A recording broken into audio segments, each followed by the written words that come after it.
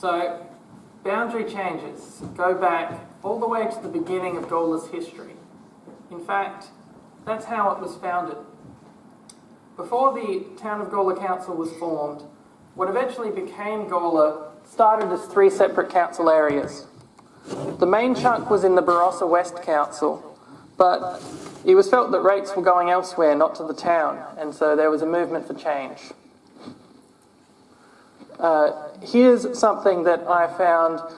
Most of my newspaper articles will be from the Bunyip, but this actually predates the existence of the Bunyip. 1857 this is from the Adelaide Observer. And it shows Mr. James Martin, a founding father of Gawler, elected as a councillor at Barossa West. So you can see that some of the people who became Gawler's founding fathers were already involved at the council level before the town of Gawler was officially formed. And you can see, yes, and it says that they met at the old schoolroom in Gawler town, which I'm not sure who might be familiar with where that is. Helen, you're nodding along. Where's that? It's opposite where the community house is now. Opposite the community house on Shibner, yep. So, one of the other main sources I used is the South Australian Government Gazette. This is where all government decisions need to be entered to become law. For example, here are some snippets from the official petition tabled in June of 1857.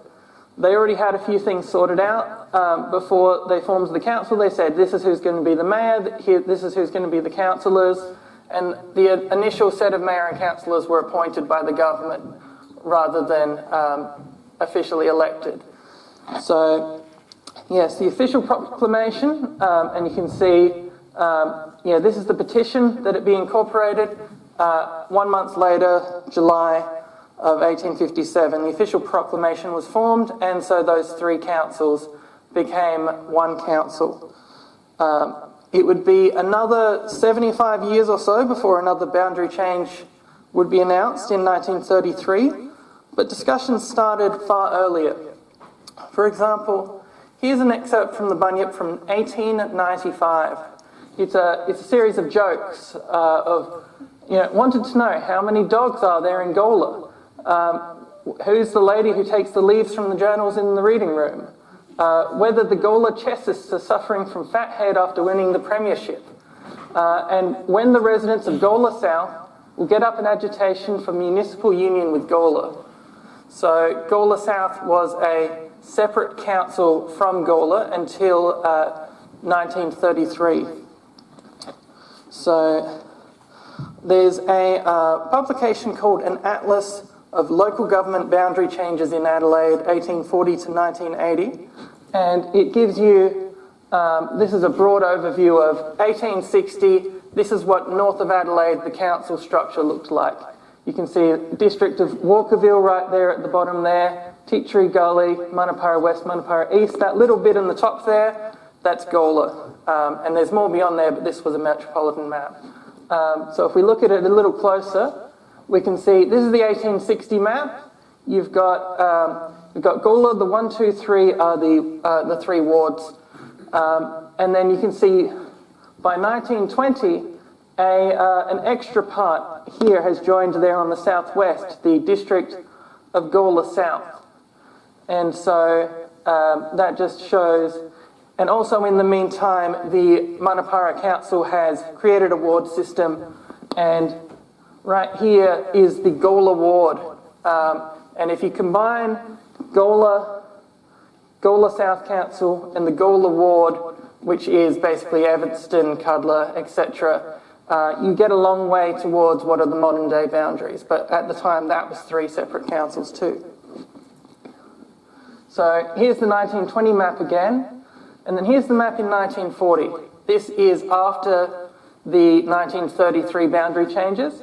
You can see Gawler South has joined the council, and also Williston has joined the council up there. The number 1 up there, that's the 1 for Williston Ward. Before that, Williston Ward was part of the of Mudlawirra Council. So let's see.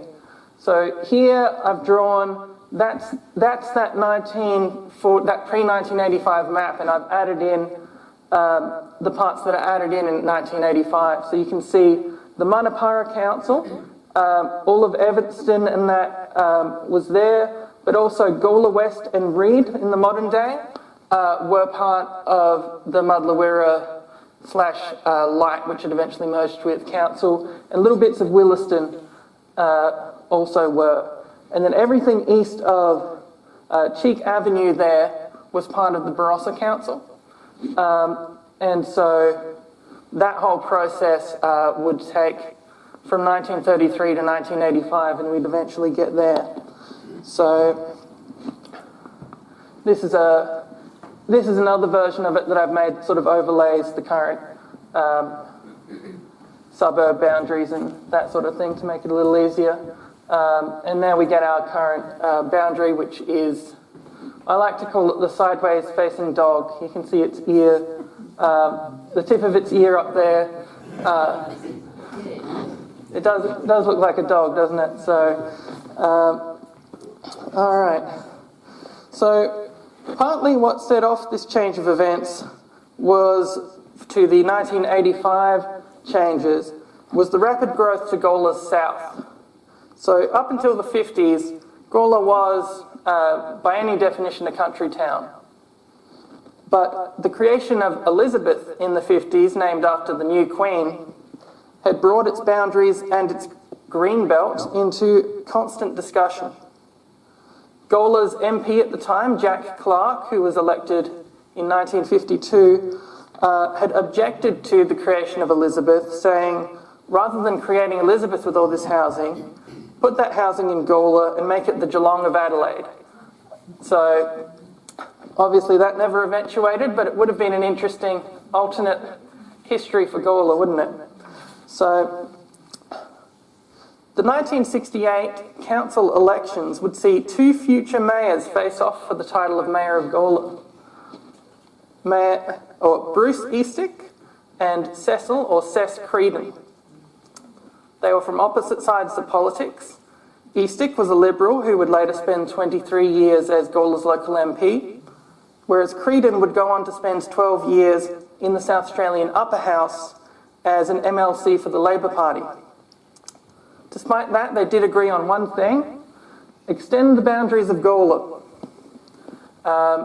Incidentally, neither of them were the mayor at the time. Mayor Elliot Goodger had died unexpectedly, and the mayor was acting Mayor Harold Marsh, who is there incidentally because he's also the Gawler postmaster, and so it just so happens that his photo was there, but he is the acting mayor there coincidentally. So obviously this had been going on for a long time, because we're talking about a 1985 change, but this is 1968 and they're discussing an issue that clearly had been going on for a while. And that was basically because there was little that anyone could do without the state government actually having a policy that would meaningfully let them have any changes. So that brings us to 1973. Cec Creedon, who had lost his initial mayoral contest with Bruce Eastick, now was the mayor and was eager to sort this boundary thing out. So you can see the Minister for Local Government announced a royal commission into new boundaries in South Australia, and the council were quick to act, seeking expansion to its south.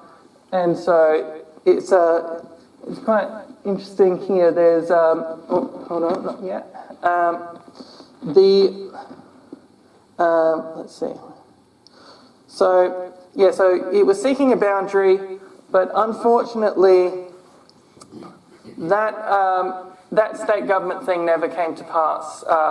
They had initially announced a royal commission, but then under pressure from a bunch of the councils, they basically backflipped and dumped the legislation, saying, you can do changes, but it has to be voluntary and the councils have to agree, which is basically the same as saying that you're not going to do it. So, look, if you're thinking that this sounds like things that have happened over and over again, you'd be right. In fact, here are some other stories, all from 1974, that you may have heard before. There's congestion on Murray Street. There's Murray Street Mall by 1980. And of course, the line to be electrified by 1976.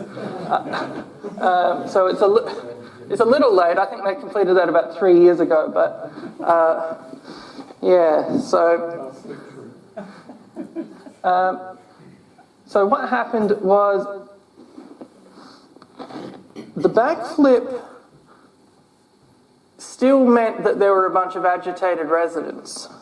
So, you know, even though the Mayor Creedon, you know, was telling the Bunyip, I can't see any chance of voluntary changes, it's almost impossible with 4 councils involved.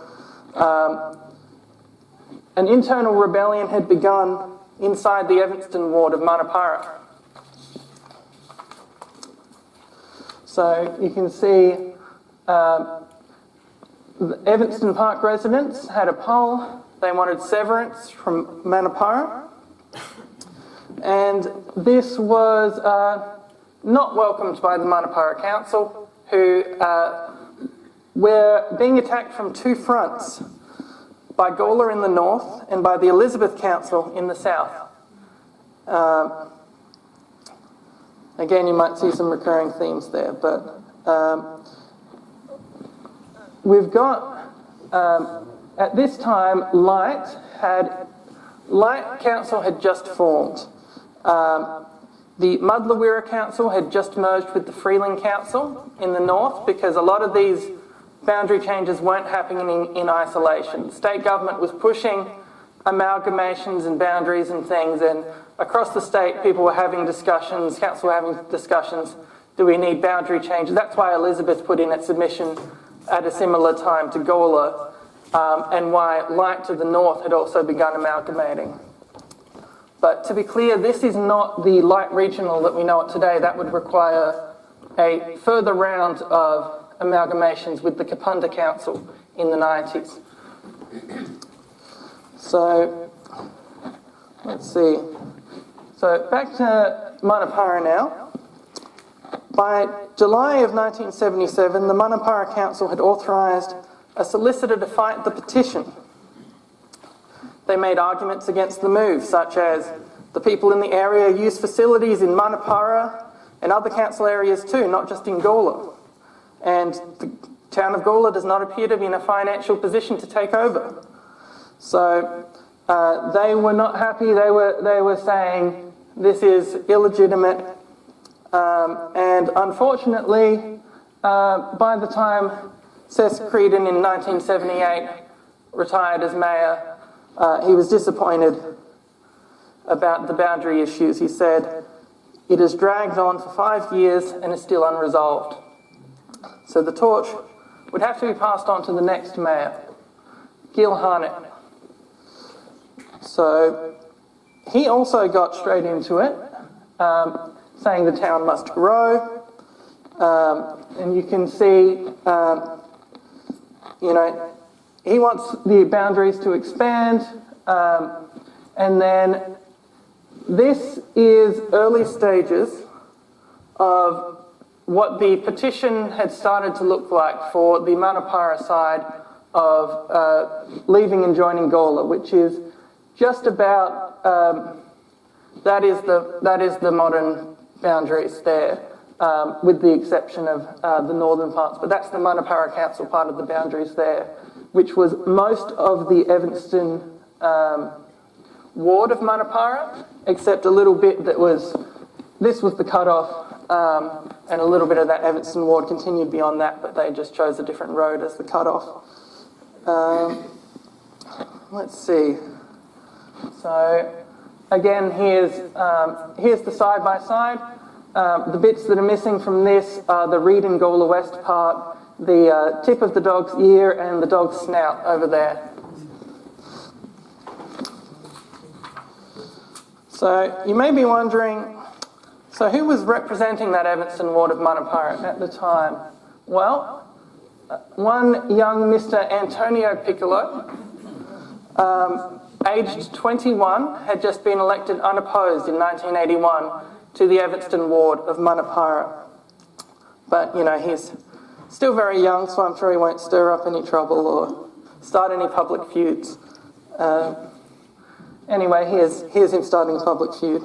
So in 1983, he's here in the newspaper publicly bagging the rest of the Manapara Council for his decision to reject a petition on a road upgrade, and saying he was not surprised rural residents in the area considered themselves to be the forgotten people of Manapara. So you can see the political sentiment was there. The local ward councillor was seizing on it to put a distance between themselves and the broader council. 1 week later, the chair of Manapara Council, which is the mayor, but they were called a chair because they were not directly elected, they were internally elected, but wrote a letter to the editor refuting it. And then 1 week later, a letter from Tony Piccolo. This time he wrote saying, "It appears that Councillor McVeigh seems to be out of touch with the realities of not only the Evanston community and rural community, but also Council's financial management itself." So here he is a couple months later, back on the front page, calling Evanston residents pawns in Manapara and the state government's games, and that I do not believe Manapara can any longer meet the needs and aspirations of people living in the Evanston area. August, councillor hits out over State of Roads. Any guesses which councillor? This time, Councillor Piccolo had leaked information about a confidential report labelling 2/3 of Manapara's unsealed roads as unsafe and impassable. The chairman replied, you can see over there, that's not the chairman, that's just a random image. The chairman replied that the report has been taken out of context and that the report was about the state of the roads after severe storms and floods, not the state of the roads in general. Exactly 1 week later, there he is again, Mr Piccolo responded, "Councillor McVeigh has implied that I have misled the people of Manapara over this matter. If he can prove that, I am prepared to stand down. I challenge Councillor McVeigh to release all documents relating to this matter." So you can see there was a firestorm happening in the community. Tony Piccolo didn't step down, it turns out, but someone else did back over at the Gawler Council. Meredith Crome, Gawler's first ever female councillor, had resigned from council because the boundaries dispute had given her a conflict of interest with her other role as president of the Local Government Association. So she resigned from her role on the Gawler Council. Incidentally, I believe also the first female president of the Local Government Association. So while all this exciting drama had been occurring in Manapara, things had been progressing. So we see here the state government had formed a select committee in the state upper house into Gawler's boundaries, which Mayor Harnett welcomed with open arms. There would certainly be some support in the upper house where the select committee had been formed, because after all, former Mayor Cess Creedon was there as an MLC. And Mayor Bruce Eastick was there in the lower house as an MP. So Gawler had a couple of mayors with strong experience of this in both houses of the parliament. So we've heard from Manapara, but what do the other potentially affected councils think? So this is the District Council of Light, concerned over the idea of parts of Gawler West and Williston becoming part of Gawler. It claimed it would disadvantage them financially. And to be clear, most of Williston was already in Gawler, just those little remaining bits. But yeah, look, August 29th, 1984, the report passes the upper house, now heading to the lower house for approval. Committee chairperson Anne Levy said that the committee had concluded that the facilities and services of the current town of Gawler were being used by residents in the adjacent council areas. In other words, the town of Gawler had spilled over its existing boundaries and should be enlarged. She understood that there was some opposition from those in the Coshell estate in Gawler East, particularly due to a misunderstanding that their rates would rise sharply as a result of being put in Gawler. There's a sort of idea that if you're rural, it means that you pay lower rates, and and if you get brought into a metropolitan area, the rates will go up. But she explained that this was a misunderstanding of the valuation system. So then there's that's the third council, by the way, affected by this change, the Barossa Council. Everything east of Cheek Avenue, as I said, so the current Springwood development and the Coachelle estate, and all of that was Barossa Council. So, yes, Chairman in a broadside, Chairman of Manapara, not very happy when this decision was made. And there's one not wanted there is the response from the Chairman of Light, who was equally dismayed but less wordy. So, Chairman of Light stated that Light had fostered and promoted development in the Gawler West and Williston areas over the past years. And in fact, a survey taken just last year has clearly proven that a majority of ratepayers in those areas did not wish for any boundary change. Meanwhile, the Chairman of Manapara slammed the decision. And he wanted to argue the point about facilities. He said, many Gawler people still use Manapara facilities, like the Eldred Riggs Reserve, which is the Gawler South Oval. That was all part of the council at the time. I believe the Evanston Association that were having their petition and everything were meeting at the St. Bridget's Hall, actually. He said, if this line of argument is followed to the nth degree, we'll finish up with one big council for the whole metropolitan area. So, which, look, that has happened. That is how the Brisbane City Council operates, but council laws are completely dependent on the state government that it's attached to. So, let's have a look. So yes, when the decision came in, Manapara did not react well. In fact, they refused to do garbage collection, building approvals, dog registrations, road maintenance, etc. for anyone in Evanston, Evanston Park and Evanston Gardens out of protest. This lasted about a week until the minister presumably came in and told them that's illegal and you can't do that, so stop. But finally, March 13th, 1985, the day of the boundaries move. So you see Gil Harnett there with the town clerk, Robin John, celebrating it in the photo there. And Cess Creedon, who had done so much work towards the project, was also interviewed a couple of years later in a profile in the Bunyip, and was asked about the boundaries. He was quite happy with them. Though he did say that he believed they had not been extended far enough, believing that Gawler should have been given more land to the north and west. But I'm sure that's all over and we won't have to deal with any more boundary issues. Oh, what's this? Hewitt has appeared, 1993. You can see it's an article about how Gawler Council is pursuing its decision to strongly oppose Light Council's plans for Gawler Belt, including the proposed new Harkness Heights subdivision. It was all part of Gawler Belt at the time because Hewitt as a suburb only came to exist after they put the developments in. So, at the bottom right there, you can see the report was moved by Councillor Tony Piccolo, now into his 30s, who said, I think we'll win this one, and it's one worth winning.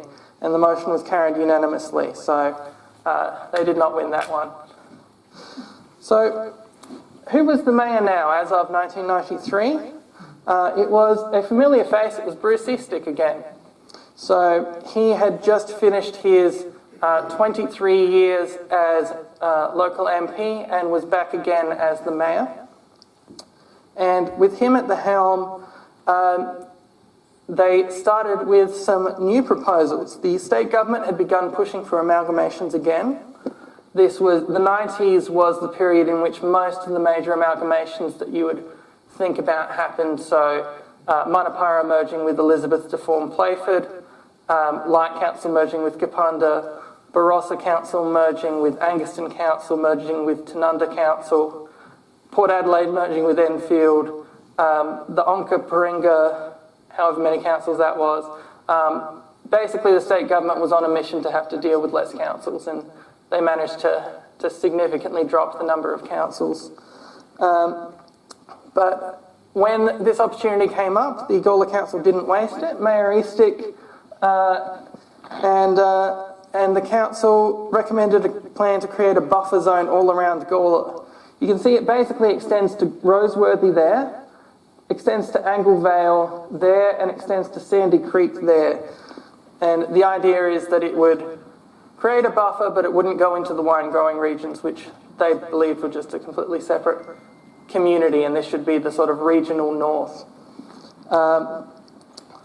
Unfortunately, the state government's plans this time were far less nuanced. They just wanted less councils. So here's what the state government came up with.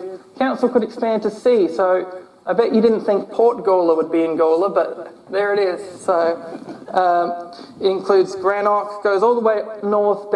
That's Hamley Bridge up there, where it would border with Malala and all of that. So no one really liked this idea, so it didn't happen. But as I said, the push by the state government did lead to several amalgamations. So Gawler didn't get the new boundaries it wanted, but actually in the end it was the only council in the area to survive basically the purge intact. So now let's skip forward in time significantly more, because boundaries can't change without meaningful movement from the state government, so nothing happened for a long time.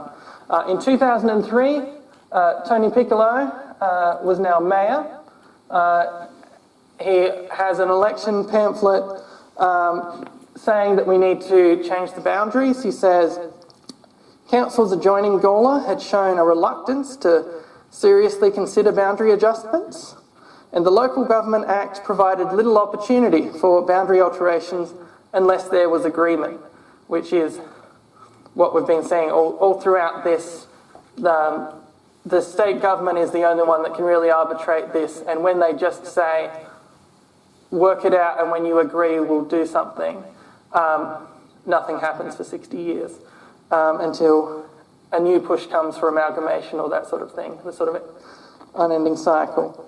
So here he's quoted as saying, it's important that boundaries reflect community boundaries if local government is to be truly representative and effective. But again, that didn't get anywhere. We'll fast forward another 16 years, and this is the current submission.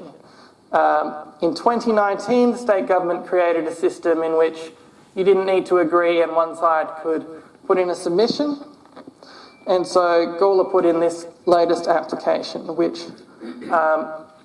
if you remember that Mayor Creedon was saying, it's dragged on for 5 years and I wasn't able to see it out in my term. This was submitted in 2019. It is 2025, and currently we are still waiting for a consultant to report back to the independent commission, so that the commission can then formulate a report to the minister, so that the minister can then formulate his own report and or ignore all previous recommendations and do whatever he wants. So I won't talk about the merits of the proposal or anything, because that's at that point not history, it's just modern politics. But I thought bringing you up to date on what are the steps that brought us here is something that would be able to help people with understanding how it's all happened. So I'll leave my presentation there and happy to answer any questions. Thank you.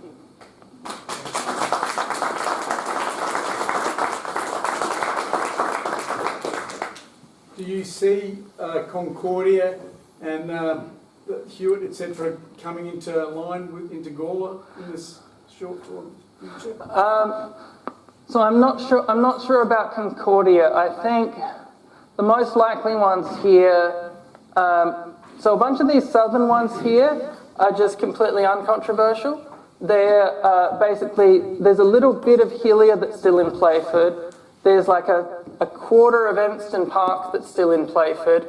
We have like an eighth of Bibberinga and Ulibri, and so the idea is to give those back to Playford. So a lot of these will just be sorted out. The Playford Council has voiced no objection.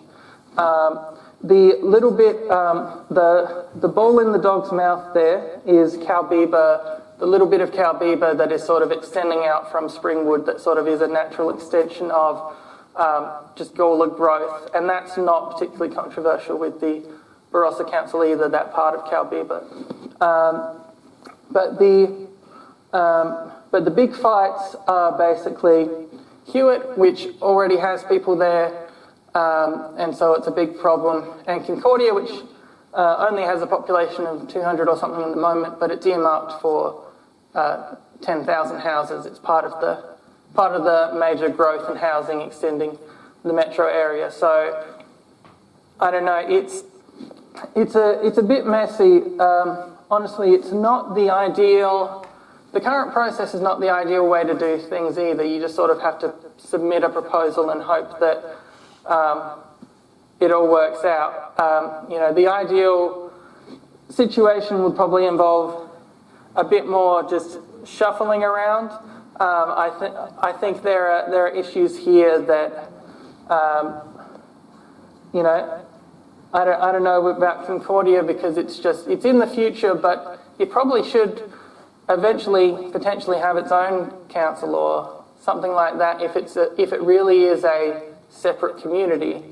But those are questions that are still up in the air because there's initial conversation, it would be a fully formed community, but if it gets half done and then left for another 20 years because they don't have the water and sewer infrastructure and they've run out of money, and then all those residents are using Gawler's infrastructure in the meantime, but there is no, the infrastructure's not there in the meantime. So these are the sorts of complications. It's sort of like a lot of this is, it could go any direction depending on whether the future housing actually eventuates into a completed plan for future housing and all these sort of things. So we'll work through it. I think there's been some valuable discussions. Our acting mayor, Deputy Mayor Nathan Shanks at the moment has been having some talks with other councils and trying to work out how we can, some of these things that we can do a bit more collaboratively rather than through the forceful approach, because I think there are a few things that we just agree on. So, but we'll see where that all goes. So I hope that answers that. Does anyone else have Any other questions? Yes, Mr. Tooley? Mr. Davies, from your research, back in '85, then when we saw quite a large number of amalgamations and forming of larger councils, I think we went from something like 160 something. Yeah, it was a big production. 67. My understanding is that was very much a government-driven rationale. So if you take just a couple, you mentioned Enfield, Port Adelaide. Elizabeth was a city, became part of Playford. It was the city of Enfield, it was the city of Port Adelaide, so fairly large communities. Did their amalgamations happen because one raided the other, or did they happen because the government intervened? So I think there's a few different situations that happened. I think partially with Manapara, they were saying during the issue with Gawler, they were saying, well, we will be less viable if you take all of these areas. And then, and you can argue, well, that sort of came to pass, and then it came to pass that maybe it makes sense for them to be part of the broader whole. It was pressure from the state government, but it wasn't directive from the state government. So there were councils that just came to an agreement that just naturally made sense. Like I think Barossa, Angaston, Tanunda forming a united council makes common sense. I think some of the amalgamations were probably a little wonky in terms of just the areas that they cover, and some of them were just different communities. But that's always the struggle of councils. There's not really a universal method because, as I said, each state just comes up with their own methods, and it's always very tricky, especially with the issue that we're dealing with, particularly here, is the peri-urban issue, which if you want to look at the issues there, it's probably best to look at somewhere like Victoria, because they have a lot of experience with rapid growth and areas that used to be sort of country towns rapidly becoming metropolitan. Yeah, sorry, I started rambling a bit, but hopefully it answered some of your question. All right, let's see. Was there any other questions? Any other questions? Yes, Gloria. I heard you say something about Hartman's Heights, and I have heard that name many years ago. Is that now what Hewitt is now? I think it's part of the current Hewitt. I think Hewitt is a couple of planning developments, but it was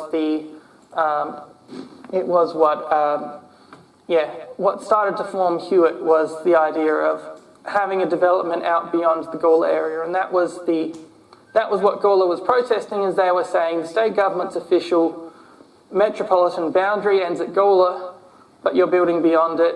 Why don't you just build it within the boundaries, etc. But yeah, that formed, and then Hewitt became a suburb. I don't have all the details around which developments have come in since, but I believe that was the first one. One of them was McKinley. McKinley? Estate came in after. McKinley Estate came in after Harkness. Yeah, okay. Any other questions? Yes. Going back quite a bit, I'm quite interested in the establishment of a town of Gawler and Gawler South. Yes. Because they're just on the other side of the river from each other, and the train station in Gawler is... Yeah, so the thing you have to understand about councils in the early days is that they were just developments. Like, if the modern day was the way that they did councils back then, the Springwood Estate would be the Springwood Council. They would have just plopped in a set of houses, they would have said, we want to become a council. And so that's why there were, like we were talking about before, there were hundreds of councils, and that was an amalgamation from earlier, but yeah, there were 200 councils or something in the state by the mid, 1900s, and it's just a pain for the state government to deal with. Lots of representatives of little micro nations, basically. But yeah, so that's why Gawler South was separate from Gawler, and Gawler West was separate from Gawler, and Williston was separate from Gawler. The reason that, for example, the area that became Hewitt was in Light and not Gawler is because Muddler Wirra sort of was a Williston area council, but then Gawler took the Williston part of it, and then it merged with Freeling and Kapunda and became a broader regional council, but then it had areas that were called Gawler Belt or that sort of thing, So that's the history behind why it's like that, because there were too many councils. Like the government was right to try and amalgamate. Gawler and Gawler South don't need to be separate councils, and people understood that, as I was saying, as far back as the 1800s. 40 years before it happened, people were questioning why is this a separate council, but that's just how it worked at the time. Any other questions? Yes. How did Barossa get a part of Gawler in early days? Is there a story there?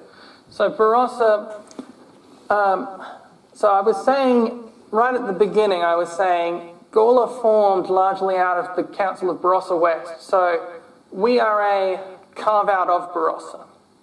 And so the bits that were not carved out, so half of Gawler East, for example, those just never left the Barossa. So it's not that the Barossa took a bit of Gawler East, it's that this was all Barossa, and then Gawler said this chunk of it is ours. But then as development in Gawler kept continuing into Gawler East, Gawler started questioning why is the Koshal estate paying their rates to Tanunda,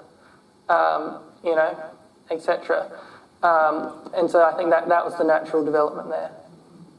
So the first the first boundary was East Terrace, and then the second boundary it moved up to Cheek Avenue. That's right, So yeah. you're right, as it's going out, and then the last one took, as you said, closer. It kept going out east. So the original part of what we called Gawler East was barely east of Murray Street. It was 1933 that it expanded to Cheek, I believe, which I didn't cover in the thing, but that was another minor move. There's always a couple of there are a few things that I didn't cover because they're very minor and they're generally agreed on. Like, we have one out right now. We actually have two boundary things out at the moment because one's that big one and one's just sorting out the Dalkeith Road boundary with Playford. We're meant to own half of it each, and it turns out that we didn't, and so we're sorting it out so we do own half of it each because it makes it easier for legal reasons for workers working out technically outside their council boundaries. Are they insured or whatever, So there's lots of little changes like that, but I sort of covered the ones that were a bit bigger or more controversial. Yes? Yes? Just one follow-up question. Amalgamations, Cody. I always thought it was amazing that somewhere like Port Adelaide, with its history and its size being a city, not a town, would eventually amalgamate with Enfield. In your history, has there ever been talk, and I may be shot down as a heretic for asking this question, but has there been any history of a suggestion that Gawler should amalgamate, e.g. Gawler Barossa? So yes, this was part of the early discussions of several. So back in the 70s, one of the suggestions was basically, by the state government, early suggestions was basically Light disbanded, Barossa disbanded, Manapara disbanded, it all becomes part of Gawler. And that was one of the things that got it pushed back from all those other councils and led to them backing off. Because I think that's probably not a very diplomatic way to do it. I think if you're going to have an amalgamation, you need to come up with a new council name or something that shows you're working together, sort of thing. But yes, there were several, and that other one I showed where Gawler extends out to Port Gawler was a sort of amalgamation of Gawler and Light and part of Adelaide Plains and part of Barossa. And so it's come up a few times. I think because my ideal boundaries aren't really reflected fully in the proposal, because the proposal basically just is, this is what we can personally suggest. Whereas I think there's discussions around, there are councils that actually want to amalgamate, there are councils that want to no longer exist. The Mayor of Mid-Murray has been very public in saying they are losing people, they can't afford their services, they'd like to amalgamate with Barossa or split off into amalgamating with Barossa and a bit of Wakefield in the other direction. And so I think there's definitely discussions to come. I think this is a blunt instrument, but it's a blunt instrument that you can understand the context of. Finally, the state government has given us an instrument, and so let's try and beat this in with a hammer. And it's not particularly precise, but it is the only opportunity that has arisen in the last 50 years. And so, I think that's generally my thought, is there's potential for amalgamations if done wisely. There are things that would make sense. Like, this doesn't include Roseworthy, for example, even though Roseworthy was in that 1995 plan that Bruce Eastic's council proposed, because the rules of the current system say you can't basically just make another council just unable to work anymore. And so we thought, we'll just do Hewitt and Gawler Belt, which is not a big impulse. Roseworthy's got its own growth coming, etc. The problem was that at the same time, the Barossa also said, finally we can do something about Seppeltsfield and Greenock and the wine region areas that are for some reason in another council. And so they pounced at the same time. And Light Council was found stuck between the two sides saying, well, we'd like the metropolitan parts of Gawler, says Gawler, and we'd like the Barossa wine region, says Barossa, and then Light was stuck there saying, well, that just leaves us with Freeling and Kapunda. And so, you know, it's just one of those things, but it was the same.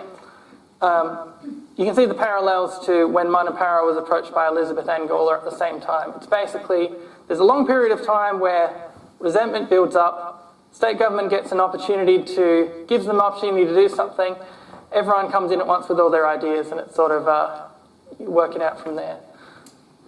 So. Was it state government saying originally, get big or get out? At what time? No, just in general, just saying, is that as you seem to be alluding to the fact that they're wanting bigger councils now. So I think it's a policy debate. There's some people say amalgamations will make things more efficient, and some people say, well, it doesn't really, you know, because you can look at use cases one way or the other. You can look at the Brisbane City Council, which is 2 million people or something like that, because it's the entire. It's like if Gawler and Goolwa were part of the same council, you know, and clearly that's a sort of extreme, but, you know, but having too many councils that do represent the same community, like having a Gawler and a Gawler South Council is clearly a bit ridiculous. Like, they have the same interests. They are one community that, you know, have the same thing, which you can't really say that about, for example, I don't know, Gawler merging with Playford, for example. You would just think, Gawler has been absorbed, we will no longer be relevant, we will no longer get the rates going our way. So that wouldn't be a amalgamation that would make sense, but something like Gawler and Light has been floated several times before, because those might be a bit more regional. So it really depends. But yeah, the government has pushed several times. You know, the problem. This is over like 150 years. So when I say the government, I mean like 80 different ministers for local government who all have their own ideas on how to make history. And so you know, every 20, 30 years, someone will come along and be like, I'm going to reform everything. And then it falls apart, and, you know, like we had just recently, when Jeff Brock was local government minister, he sent in a big survey, like, what do you want to change about local government? He's retired, next person's come in, and a bit of that momentum is lost, and it's sort of a bit of a start from scratch moment again of, all right, where were we? And that's just a natural part of how government works, you know. So, yeah.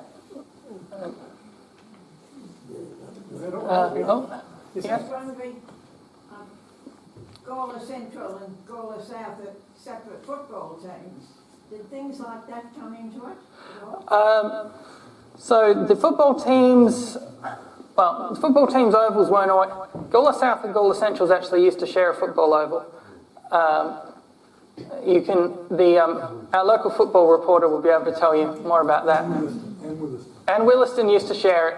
So the football teams have just shared an oval before, but I think the point of having multiple teams was less regional impact and more just, it's good to have multiple teams that can fight each other and get into arguments. Let one of the ghosts in. Any other questions? Yes. I think it goes down to the fact of Gawler town or country. Do we want to become town to the south, or do we become country to the north? And that's where the decision comes. Yes, so that is what we've been. So you might be familiar with the GARP, or the Greater Adelaide Regional Plan. It's basically the state government's 30-year plan for the metropolitan area, and one of their big suggestions was that Cudler become a growth area for housing, because it makes perfect sense from their point of view, because it's on the train line. It's basically already in an area where they would want to build it, as opposed to building it further out. But the way you do that depends on how you frame it. So you can say, because if you want 300 square metre blocks from Manapara into Gawler, then what you get is Gawler is the edge of Manapara. Whereas if you got half-acre blocks coming into Gawler and maybe more heavy density further up, the statement becomes, we are the start of the region. We are the gateway to the region. And so just those sort of statements on where the housing block sizes are and that sort of thing can help define, you know, are we part of the city? Are we, because we're not a country town, you know, we are, people would like us to be a country town, we maintain aspects of it, but fundamentally the metropolitan growth is continuing out past us. But what we can become, hopefully, is a regional hub if we work through it the right way. And, you know, like Jack Clark said, the Geelong of Adelaide is maybe a bit too ambitious for us. But, you know, but those are the sort of things that we're trying to work through at the council at the moment. A lot of new houses in Gawler seem to be built very close together. Yes. Has Gawler Council got anything to do with that, with the rule? So I might call up the new CEO of the town of Gawler, Chris Cowley, to answer that question. Yes, certainly. The short answer is no. The new planning schemes are run by the state government, and they are dictating minimum lot sizes and densities. So it's an unfortunate occurrence in my mind, but it's largely been taken out of council's hands. So yes, the development largely, in general, has been taken out of council's hands. Like rezonings and all this sort of thing are all the decision of the minister. It's the new planning system was designed to, I guess, make things flow more quickly for new housing and that, but potentially at the expense of people saying, why is the housing so close together and that sort of thing. So if I may... Yeah, go ahead. The current housing crisis has, I guess, focused the government's energies into reducing lot sizes, so they can cram more population into a certain area. The real lever that local government has to pull is the lobbying aspect. So that's where the mayor and the councillors lobby the state government, and they did a very good job, in my opinion, on the GAR, where originally the GAR was talking about much higher densities in that Cudler area. The resultant outcome after the consultation was, in loose numbers, I think the government listened to about 80% of our feedback, which was to try, as Cody has mentioned, to make sure we're not just seen as a suburb coming out, but we have a distinctive break to keep our identity.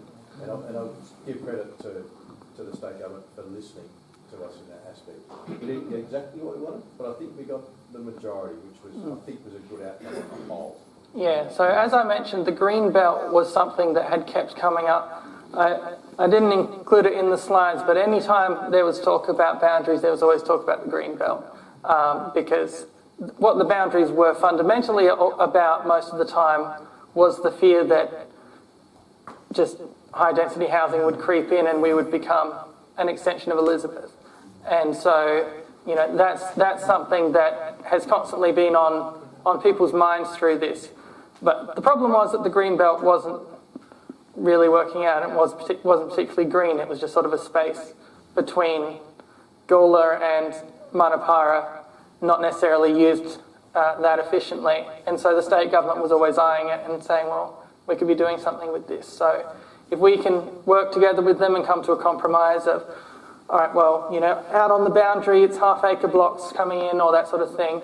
These are the discussions we hope to have to make sure that we can have some control over keeping some symbolic green belt. I thought there was always meant to be a 7-mile green belt. Yes, well, there's been lots of... look, invite me back and I'll do a green belt presentation. There's been lots of arguments over the green belt over the years and where it is and how it should work. But the problem with any promises is they're all, again, they are based on the state government, who changes constantly with new people, changing government, changing policy. And so promises made in the 70s of a 7-mile green belt or whatever are not necessarily going to be held by a new, ambitious, you know, minister coming in. And so we'll do what we can. on that note, we'll thank Cody very much for putting on a great on behalf of the Gawler History team, I'd like to present you with a basket of awesomeness that we sort of appreciate what you put together for us. So that's very good. So thank you very much. So,